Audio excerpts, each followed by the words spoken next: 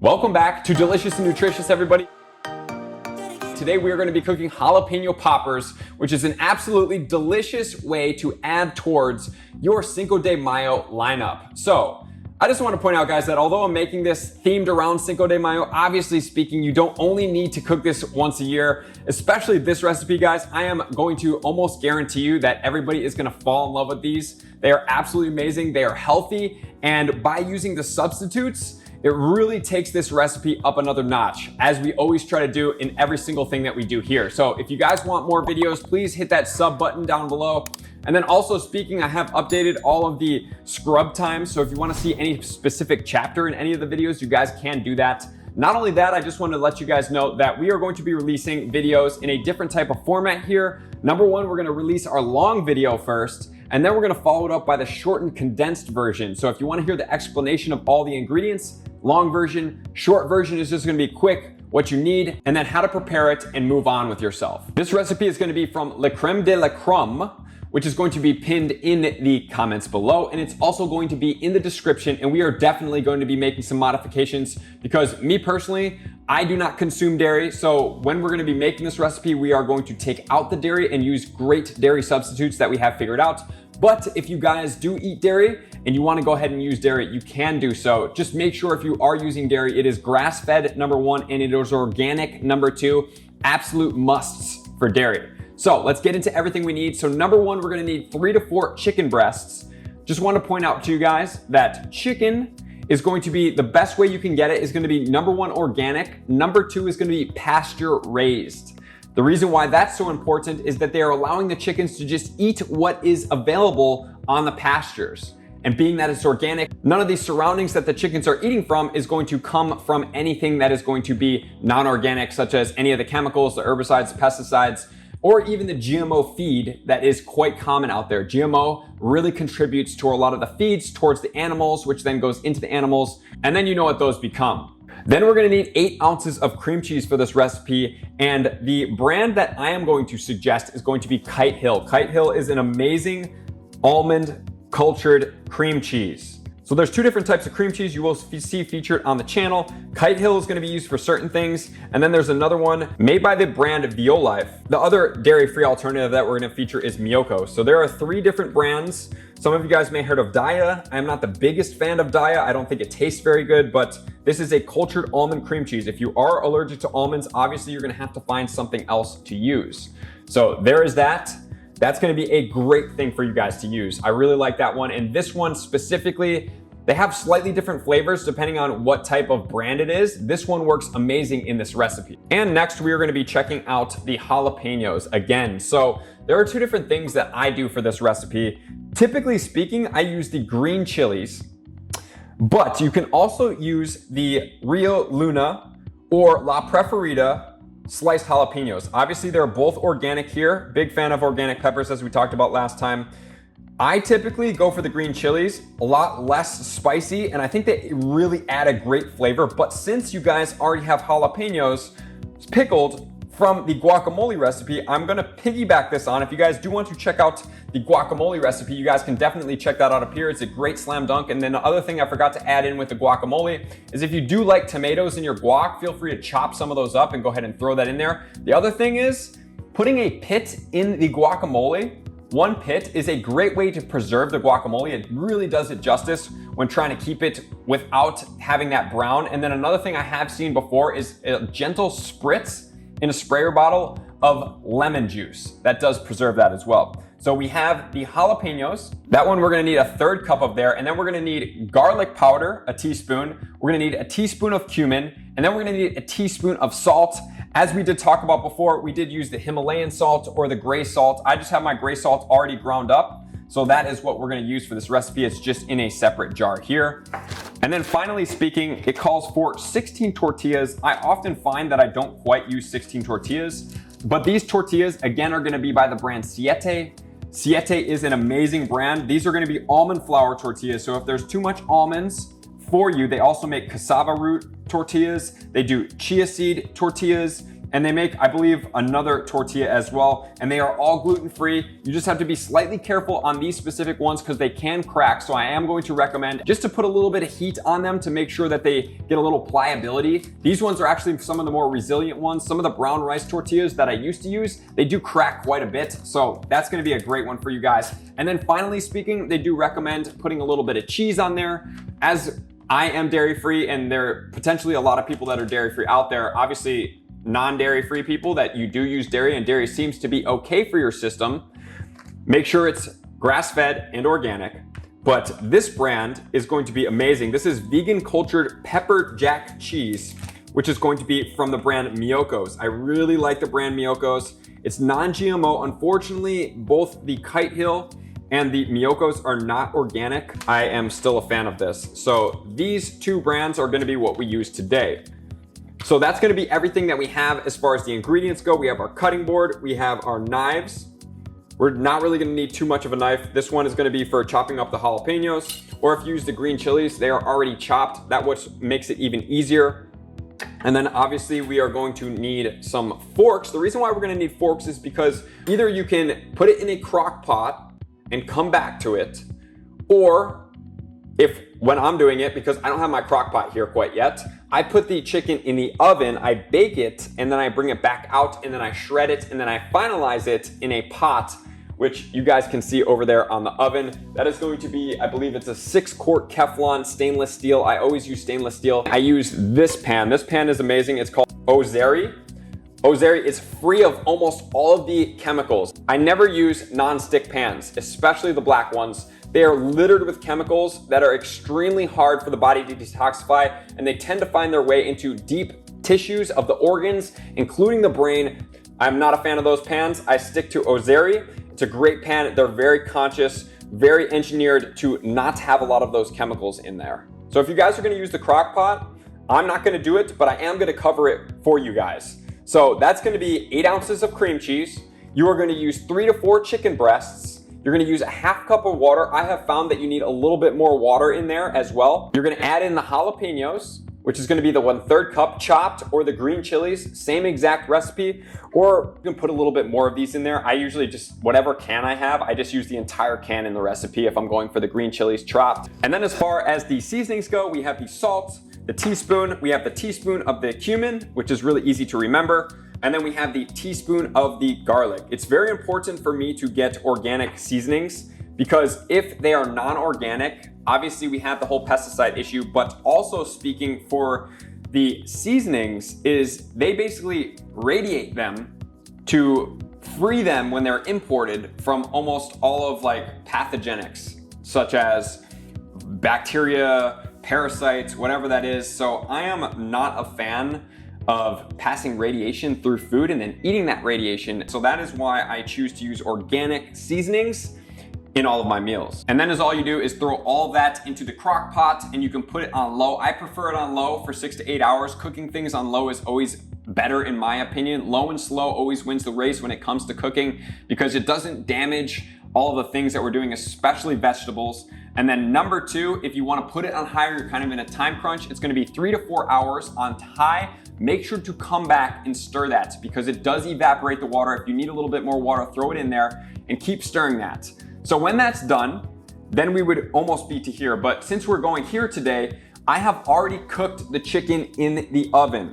I cook it at 375 for approximately 25 minutes. I already have my chicken cooked here. So we're gonna shred this. Heather, one of my good friends, Dr. Daniel, if you guys did see the podcast where we were talking to Dr. Daniel about chiropractic, and if it's not out yet, it's coming out very soon, she let me know that you can use a food processor to chop chicken extremely fast. Unfortunately, I don't have my food processor, so we're gonna have to do this by hand. And also, I wanna make sure that I go ahead and I chop up my jalapenos. Even though the chicken's cooked, I just like to handle all my vegetables first. And then I already have the 1 teaspoon of each of the cumin, the salt, and the garlic powder already in a bowl for us, ready to go. So we're gonna go ahead and chop up the jalapenos. Or if you wanted to, you can use the green chilies in the can at this point. And we are looking for 1/3 cup here. So I'm just gonna go ahead and pull all of this out. It is a little bit more than you think when you're actually going for this. And then we're gonna chop this up. So there it is.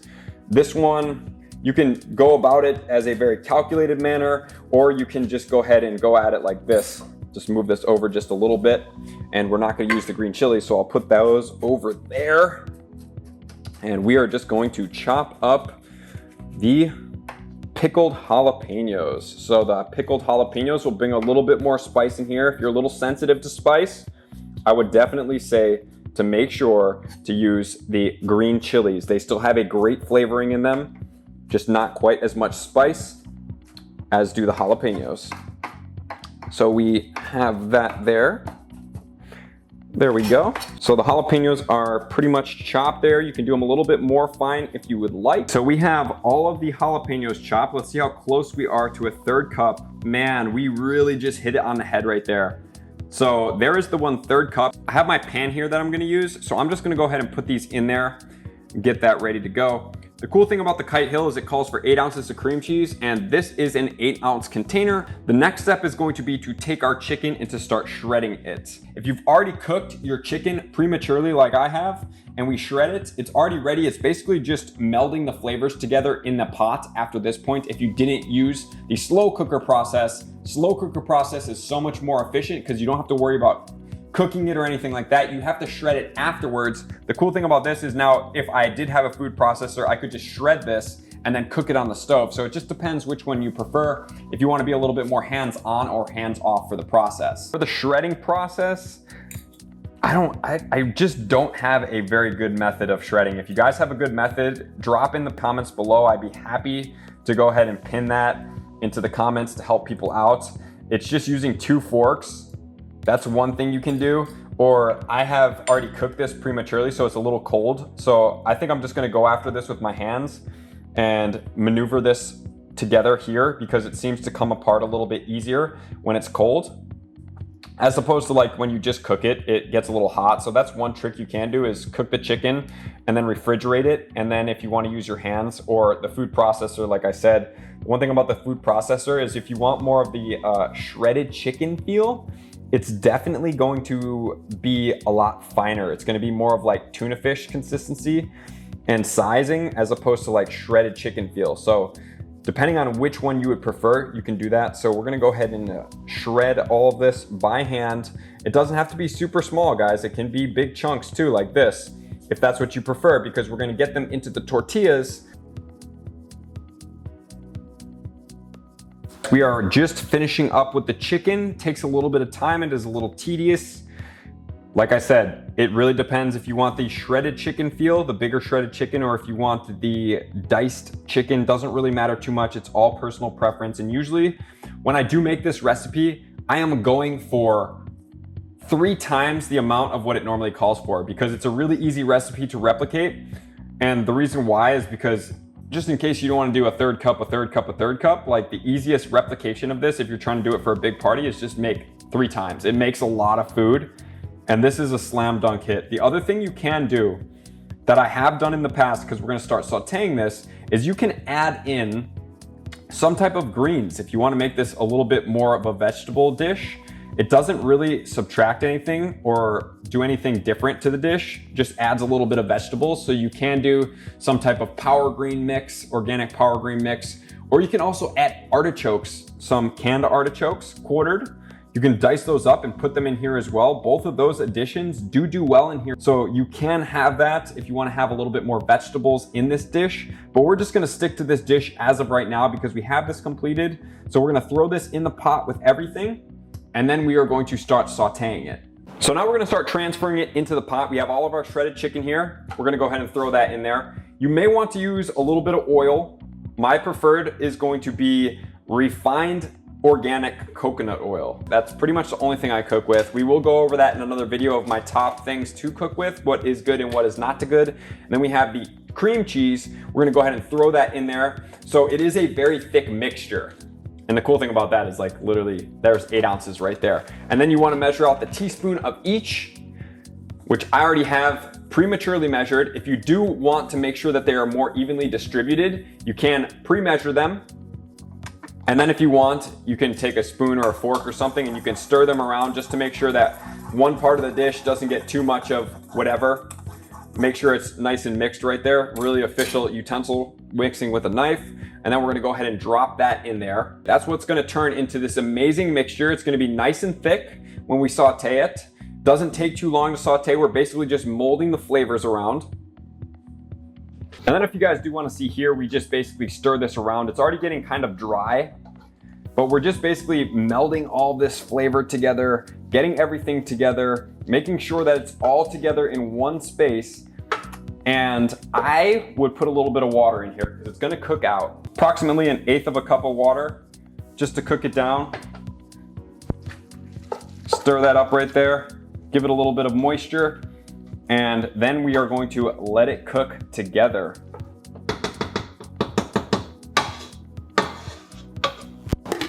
Boy, does that get quite fragrant quite quick. So I leave these almond flour sietes as we're cooking in the background out a little bit. I want them to start getting a little bit of room temperature. And you do have to be a little bit careful, but once they get to be room temperature, they become a lot more pliable here. I probably use around, I would say 12. And then we do have the pepper jack humongous cheese that we are going to put on top. Okay, we are done. A few minutes just sauteing, and we are right here. See, it's a nice thick mixture right there. And then what I do is I take a wooden spoon and I go through and I just grind up any big chunks here because it's already hot. It's a really good way to just go ahead and finish off that shredding process. And then we are ready to go. So that 1/8 cup of water really helped out. Then we're gonna need to have our pan right here. And we are going to put a little bit of coconut oil on the pan. This one's already been out room temperature, obviously, but it's been after it a little bit, so it's kind of got itself liquefied. And then we are going to move that throughout. And then we are going to take our tortillas. So you're gonna have to judge, is your tortilla room temperature enough? If it is not room temperature enough, see, this one is going to fold and it's gonna be good because this is gonna be how we're doing it. If it starts to crack a little bit, it's too cold, whatever that is, you're gonna wanna put this on a pan on the stove and you're gonna wanna cook it for approximately a few seconds, not very long, just to heat this up a little bit so that's a little bit more pliable so it doesn't crack. Like I said, the gluten-free ones tend to crack a little bit more. So some of these, as you will see probably here in a second, will crack a little bit, but it's not worth to compromise your health over a little bit of surface level cracks. Trust me, they're gonna come out amazing anyway. And then we have the humongous pepper jack cheese is what I choose. If you don't want the pepper jack, you can choose something else. So now it is going to be time to start rolling these. And before you start rolling these, you might wanna let this mixture calm down just a little bit and chill out. So it's not so hot when you do come and touch it because it's much easier to touch this mixture. So here we go, we have our tortilla. And then we are going to grab this. We're gonna go ahead and fill it roughly filling each tortilla. Go ahead and set that aside. If you do want to take your cheese and put it in a bowl, that would really help. So number one, we have it in there, approximately, I don't know, 1 inch. And then we're gonna go ahead and top it with a little bit of cheese. And then we are going to fold, roll, and then when we put it in, it's going to be rolled side down to cook. And then we're on to our next one. Feels pliable enough. There we go, we have a nice rough inch-ish diameter. And we have the pepper jack in there. You can roll it a little bit tighter if you want. And then we're gonna go ahead and drop that in there. There's number 2 and number 3 coming right up. Generous scoop. Nothing super official there. We are going to even that out. And then we are going to add the cheese. If I was making these for a party, I might be a little bit more conscious of how they look, but I'm making these for myself tonight. And there is number 3. So when you do see them rolled out, they look good, pretty official. Once they bake, they're gonna look even better. So we're gonna go ahead and finish the rest of these right now.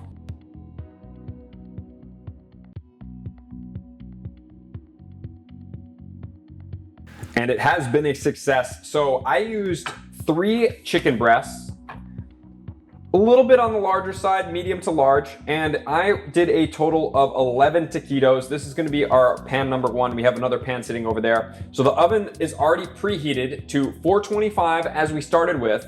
Now we're gonna put this in for 10 to 15 minutes. After 15 minutes, if you don't see that browning of the edges, because that's really what we want, I'm gonna give you guys a little insider tip. What you can do is turn on the broil feature and do that for approximately 30 seconds to a minute. You really have to eye that. You have to make sure it doesn't start burning them, but if you want to crisp out the edges, that's a great way to do so. So we're gonna go ahead and place it in the oven, and then we're gonna be right back with our beautiful taquito recipe that's going to really shock people. I'm telling you guys, especially when you tell them that there's no dairy, it's completely gluten-free, it's all healthy and made really well for their bodies. They're gonna be like, what? And don't even tell them at first, unless just be like, make sure nobody has an almond allergy. If nobody does, let them eat it, and then afterwards just be like, hey, no dairy, gluten-free, all organic, what do you think? It's gonna really change people's mindsets of what is possible out there, and you know that's what we're here about at Delicious and Nutritious. And I wanna make sure to mention that each and every person's oven cooks a little bit differently. So that's why I always start with the minimum amount of time, and then I survey my stuff. So you have to be a little bit more present. I would set a 10-minute timer to start, and then check back in at 10 minutes and see where they're sitting at, and then add a couple minutes or take them out, depending on where your oven is finishing them off at. Today we are going to be making a vegan Chipotle cream sauce, or cream sauce, however you want to pronounce it. This is gonna be an extremely good recipe. I absolutely love it. I love vegan Chipotle cream sauces. They are so delicious. And just remember, I always wanna harp on this, guys, that making things yourself, doing things that are gonna be a little bit more challenging are always gonna be a little bit more rewarding, and that always comes in the kitchen, especially when we're gonna be making these decisions. So this recipe is going to be featured from sweetsimplevegan.com. If you guys do want to see the recipe, it's going to be in the pinned comments below. It's also going to be featured in the description. So this recipe is relatively simple. So number 1, we're going to need cashews. So if you are allergic to cashews, unfortunately speaking, this recipe is not going to be for you, but these are going to be raw cashews, organic, highly suggested organic. And always read the label of these, because sometimes they have cashews that are mixed in with oils, such as canola oil, and that is a no-go for me.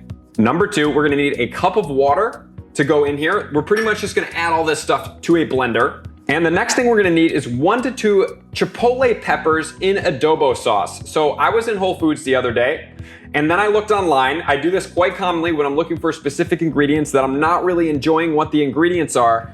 All of these recipes in the cans had either sugar in them, and the sugar was non-organic, so I am staying away from that because that's pretty much guaranteed to be a GMO. Number 2, they had canola oil in a lot of them, and you guys know I'm not a big fan of canola oil. Canola oil was actually cottonseed oil, and it's machine grade oil. It is not fit for human consumption. So I picked up from Whole Foods organic whole chili chipotle peppers. I don't have them here right now because I have actually already done what they needed to be. So additionally, what I then picked up, because I need the adobo sauce, is also at Whole Foods. They have these extremely small little packages of unique spices. This one is going to be adobo seasoning. How convenient.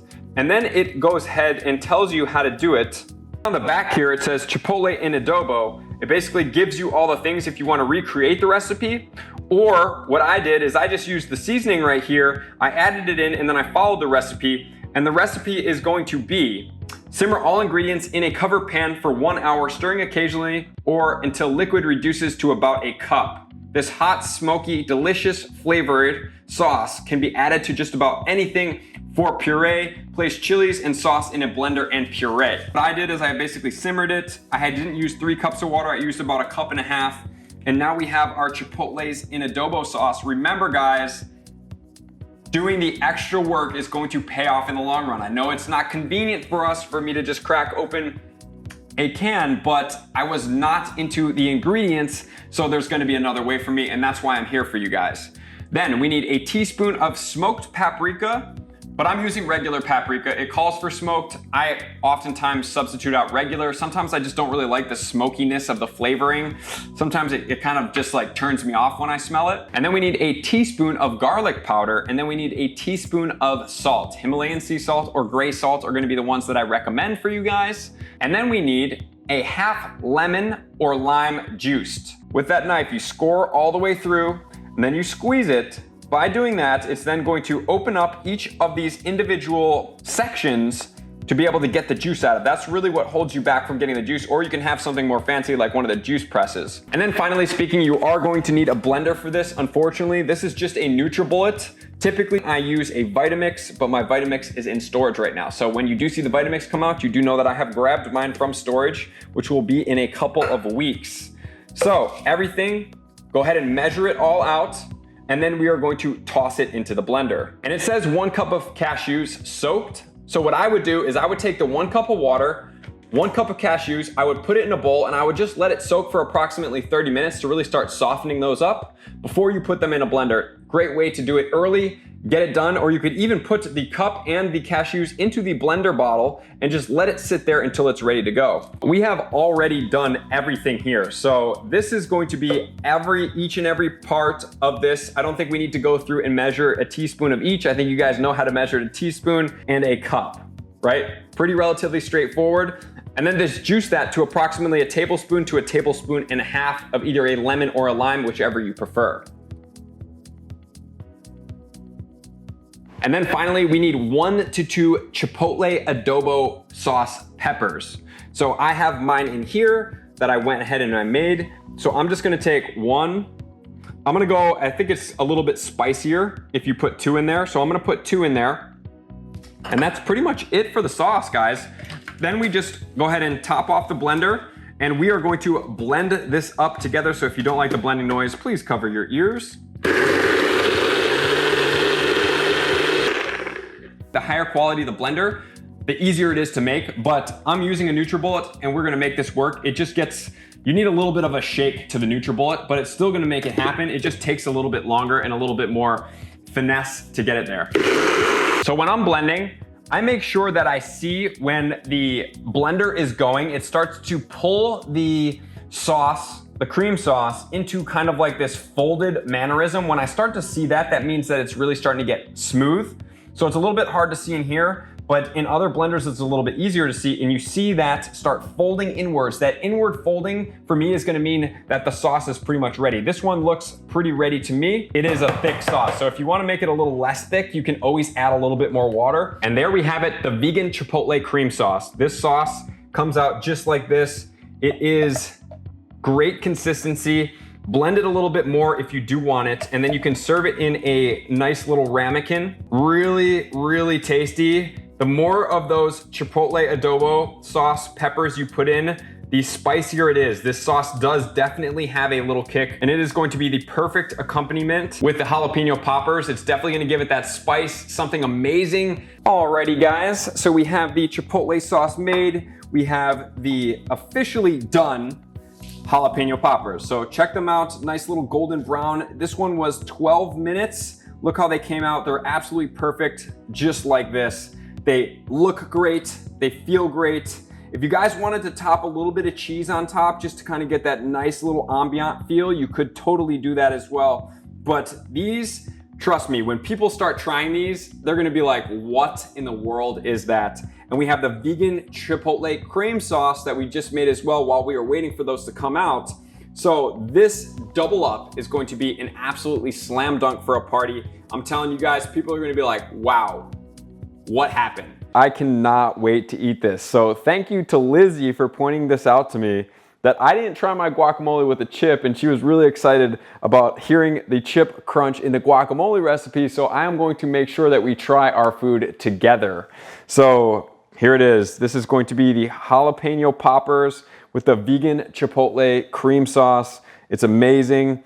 And right out the oven, these things come very, very crisp. I just want to point one thing out, is that when they sit in the refrigerator for a little bit of time, they're going to get a little bit soggy, as tortillas do. So all you have to do is put them back in the oven, and it's going to crisp them back up. So Here we go, vegan Chipotle cream popper topped.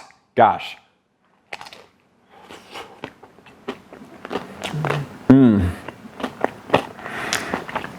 That's amazing. Really. I would like to see anybody out there that makes this for a party and they're not like, oh my gosh, where did you get this recipe? This vegan Chipotle cream sauce, depending on how many peppers you put in it, does get a little bit of spice to it. There are 2 Chipotle peppers with adobo sauce, so do be careful when you are putting all that together. This is truly the definition of delicious and nutritious. Serve them up on a platter. Vegan Chipotle cream sauce that you can put in their own little unique individual ramekins as well to really give it that personal touch that they can take with them, or they can just dollop it onto their plate. So thank you guys for tuning in. Delicious and nutritious. If you know anybody that does want to impress some people for Cinco de Mayo or at any time, this recipe is dynamite. I'm telling you, it's going to impress everybody. So I appreciate you guys tuning in. Definitely share the video, and I can't wait to do some more cooking deliciously and nutritiously to make sure that you're succeeding in life. Thank you.